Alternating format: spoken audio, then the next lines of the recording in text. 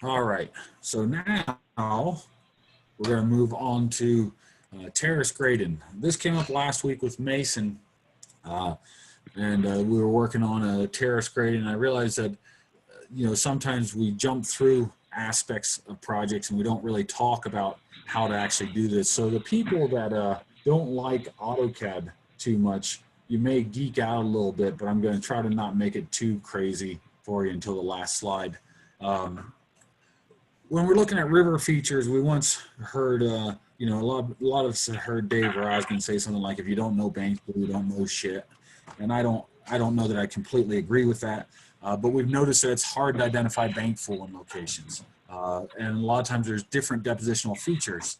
And that's true because in the Holocene period, we have 3 distinct different terraces. And then with changes in both urbanization and related to the response from climate, and then just changes in precipitation rates and magnitude of precipitation runoff due to urbanization, we definitely see changes in terraces that are kind of reflective of what global climate change would have been like in the other Holocene periods in the past. So essentially what we're seeing is terrace formation, which had occurred in the past as well through changes in climate in the past. And we're seeing changes in climate for multiple reasons, some speculatively, some honestly. I don't want to debate that, but we do know in urban systems that we see a change in the response of a channel due to a climatic issues because of urbanization and increase of pervious areas. So we're going to talk about multiple features. This is a reach on Williams Gulch in Houston, Texas. The straight line ditch was built as a 100-year flood conveyance channel. This 100-year flood conveyance channel was left to go for about 20, 30 years. And about 20 years after the flood conveyance channel was built, we had a small meandering channel that was meandering through this flood conveyance channel. And we see these different bankful features as well as other features that are slightly higher, marked by different changes in vegetation, different changes in deposition that seem to be a higher terrace. And as we moved around looking at urban systems in various locations, we noticed that we have bankful features, and we also have higher features than bankful, and we have lower features than bankful. So when it says, if you don't know bankful, you don't know much, well, sometimes we don't know much. Sometimes there's something higher, sometimes there's lower, and sometimes we have to look at these uncertainties. So we proposed in Harris County, Texas years ago, regional curves that looked at a terrace above bankful and a terrace and a feature below bankful. The terrace above feature, a terrace is just a former floodplain deposit or a floodplain of a less frequent magnitude. And what this created is an idea of a 3-stage channel design. So we had an inner berm, a bankful channel, and a flood terrace in an urban environment. If we have a regional storm or a 100-year discharge, then it adds into a 4-stage channel design. And essentially what we're trying to do is just simulate Simon's channel evolution model and this idea of moving from a pre-disturbed, channelized, degraded system to aggradation, widening, and then back to quasi-equilibrium state.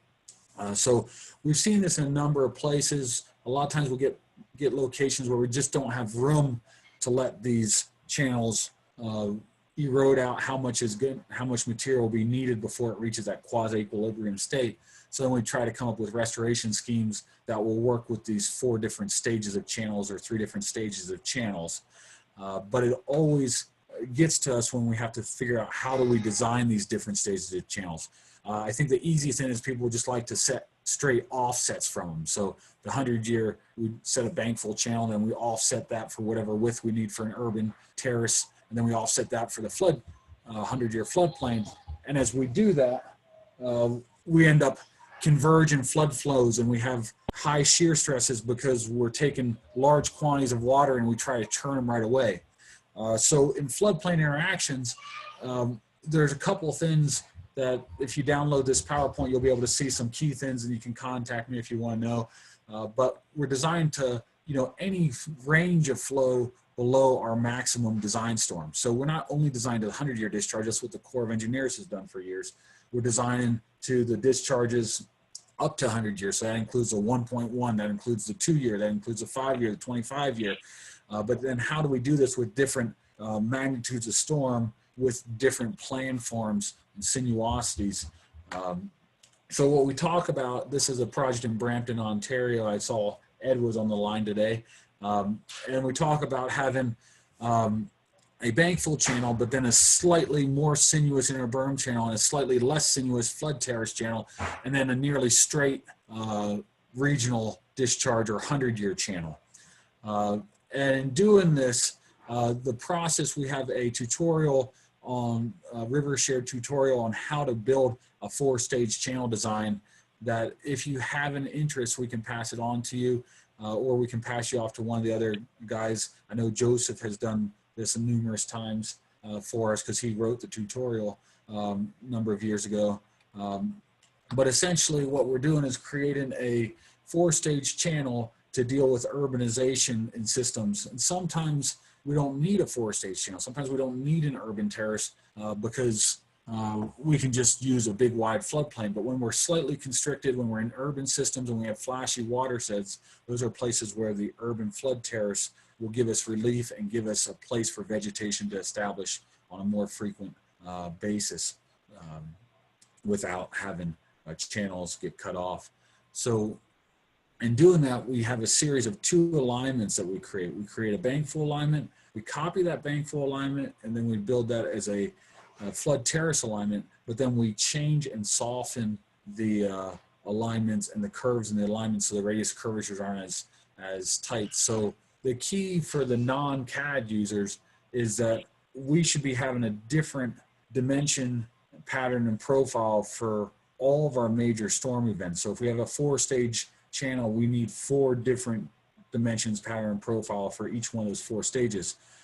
And we have ways of creating them based on the other dimension and pattern profile. So it's not like you have to start from scratch, but for us to use the same pattern or the same profile for all 4 of the different stages and only change the dimension would be a bit of an error for us. We would be increasing secondary shear stresses, and we've seen a number of failed projects related to that exact fact in the past where people would turn flood flows too quickly because they just offset the bankful channel.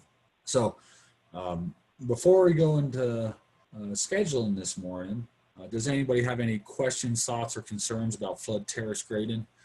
The last I talked to Dave and Brandon Rosman will talk about flood terrace grading a bunch for natural channels as well. And this little method that I laid out here in the PowerPoint and that we have the tutorial for is, to the best of my knowledge, the only way that we can kind of reverse flood flows with flood terrace grading using Civil 3D. So if somebody has another idea, I'd love to hear about it.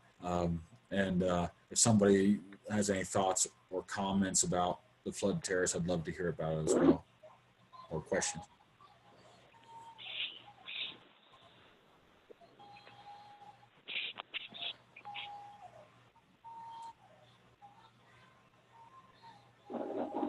I guess I've got a question. All right.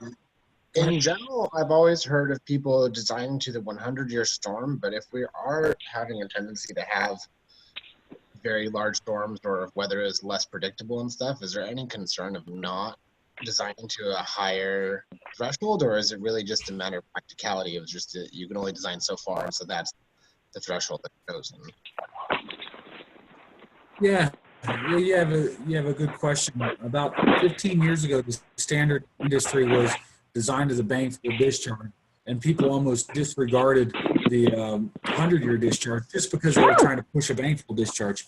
We now say design to every discharge up to your design discharge. So if my design discharge is 100-year that I want to protect against, design for every discharge up to that. So that means you design for the bankful, the inner berm stage, but then the other key stages up to the 100-year. So there's no reason we should still be designing to the 100-year discharge. It's just not designing only to the 100-year discharge and not designing only to the bankful discharge.